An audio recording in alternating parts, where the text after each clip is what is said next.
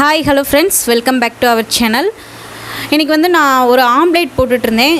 சரி, ஓகே, இதில் கொஞ்சம் எல்லாருக்குமே யூஸ்ஃபுல்லாக இருக்கிற மாதிரி விஷயம் இருந்தது. உங்க கூட ஷேர் பண்ணலாமே, உங்களுக்கும் யூஸ்ஃபுல்லாக இருக்கும் இந்த கிச்சன் டிப்ஸ் அப்படின்றதுனால தான் இந்த வீடியோவை நான் எடுத்துருக்கிறேன். ஓகே ஃப்ரெண்ட்ஸ், வாங்க இப்போ நம்ம வீடியோக்குள்ளே போகலாம். நான் என்னென்ன டிப்ஸ்ன்னு சொல்லிட்டு இடையில சொல்லியிருக்கிறேன். ஆம்லேட் போட்டுறப்பையவும் கண்டிப்பாக இது உங்களுக்கு யூஸ்ஃபுல்லாக இருக்கும். நீங்கள் நம்ம சேனலை ஃபஸ்ட் டைம் பார்க்குறீங்கன்னா நம்ம சேனலில் போய் பாருங்கள். எல்லா வீடியோவும் பிடிச்சிருந்தால் மட்டும் சப்ஸ்கிரைப் பண்ணிக்கோங்க. கூடவே பெல் ஐக்கானை கிளிக் பண்ணி ஆல்ட்ரு ஆப்ஷனை சூஸ் பண்ணிக்கோங்க. அப்போ தான் நான் எப்போலாம் வீடியோ போடணும் அப்போலாம் உங்களுக்கு உடனே நோட்டிஃபிகேஷன் வரும்.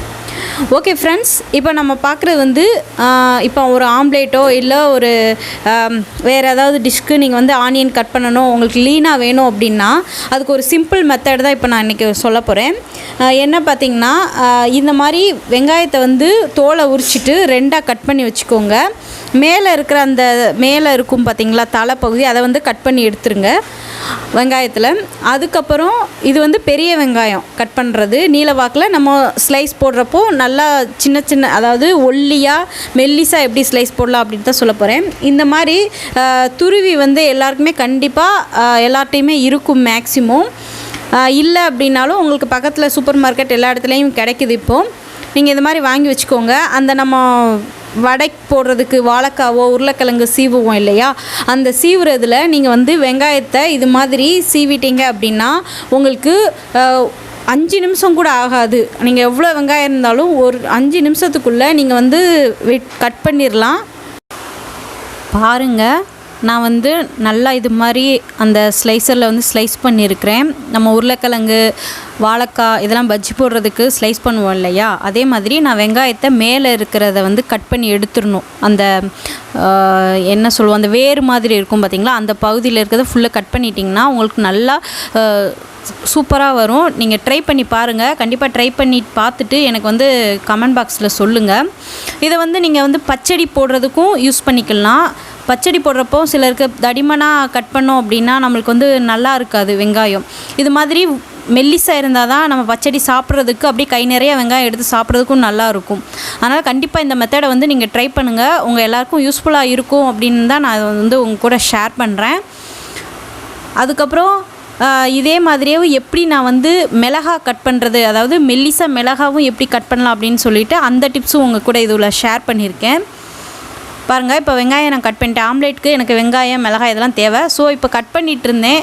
ஓகே, உங்க கூட ஷேர் பண்ணலாம், உங்களுக்கு யூஸ்ஃபுல்லாக இருக்கும் அப்படின்னு தான் நான் ஷேர் பண்ணுறேன். இப்போ நைஃப் வச்சு கட் பண்ணோன்னா நம்மளால் அவ்வளோ மெல்லிசாக கட் பண்ண முடியாது.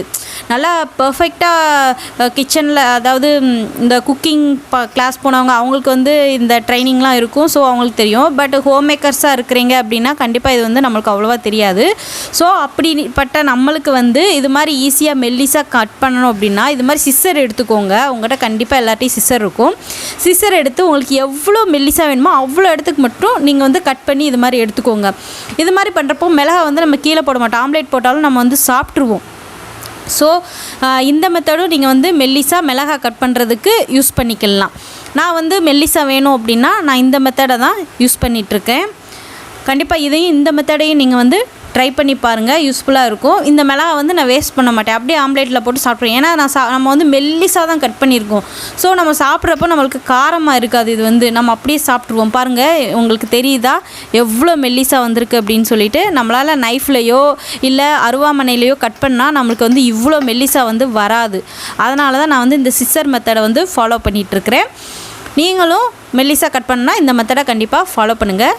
அடுத்து நெக்ஸ்ட்டு டிப்ஸ் என்ன அப்படின்னு பார்த்தீங்கன்னா, இப்போ முட்டை போடுறப்போ ஆம்லேட் போடுறீங்க அப்படின்னா இது மாதிரி முட்டையை அடித்து ஊற்றிட்டு நல்லா பீட் பண்ணிடுங்க. நல்லா அடிச்சுட்டு நீங்கள் அதுக்கப்புறம் வெங்காயம்லாம் எல்லாம் ஆட் பண்ணி நீங்கள் ஊற்றுனீங்கன்னா உங்களுக்கு நல்லா பஃப்னு வரும்.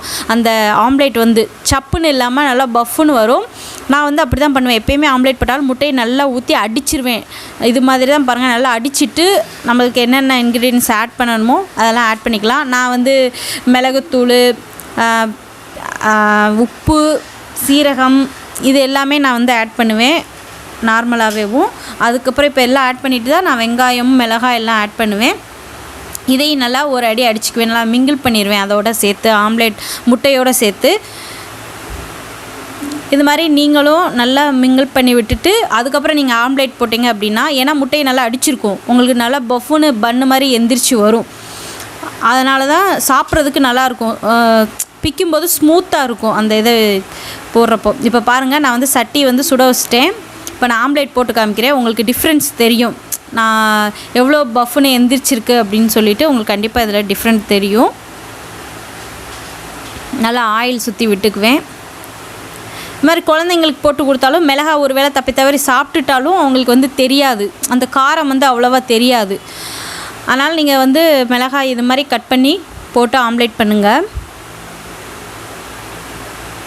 பாருங்கள், உங்களுக்கு தெரியுதா டிஃப்ரெண்ட்? ஆம்லேட் வந்து நல்லா பஞ்சு மாதிரி வந்திருக்குது, ஸ்பாஞ்ச் மாதிரி. நல்லா மீதி இருக்கிற எல்லா ஆம்லேட்டும் 1 by 1 போட்டு எடுத்துட்டேன் நான்.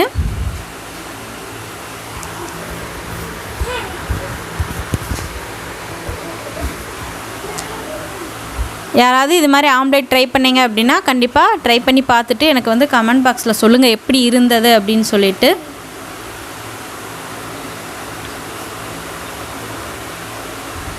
இது நீங்கள் குழந்தைங்களுக்கு ஸ்நாக்ஸை சும்மா கூட போட்டு கொடுத்தா கூட அவங்க சாப்பிட்ருவாங்க. ஆம்லேட் எல்லாருக்கும் போட தெரியும் நார்மலாக. இதுலேருந்து சின்ன சின்ன டிப்ஸ் வந்து உங்களுக்கு யூஸ் ஆகும் அப்படின்றதுக்காக தான் இந்த வீடியோ வந்து நான் ஷூட் பண்ணேன். கண்டிப்பாக இந்த டிப்ஸ் உங்களுக்கு யூஸ்ஃபுல்லாக இருக்கும்னு நினைக்கிறேன் நான். நெக்ஸ்ட்டு இன்னொரு டிப்ஸும் உங்க கூட ஷேர் பண்ணலாம் இதோட அப்படின்னு சொல்லிட்டு இருந்தேன். என்னன்னு பார்த்தீங்கன்னா, இப்போ லைட்டர் வந்து ஈரமாயிடுச்சுன்னா நம்மளுக்கு வந்து எரியாது. ஸோ இப்போ நம்ம வெயிலில் வச்சா சரியாயிடும், எல்லாருக்குமே அந்த டிப்ஸு தெரியும். ஸோ நம்ம வெயிலில் போய் வச்சு எடுத்து நம்மளை வந்து அதை வந்து எரிய வச்சுருவோம்.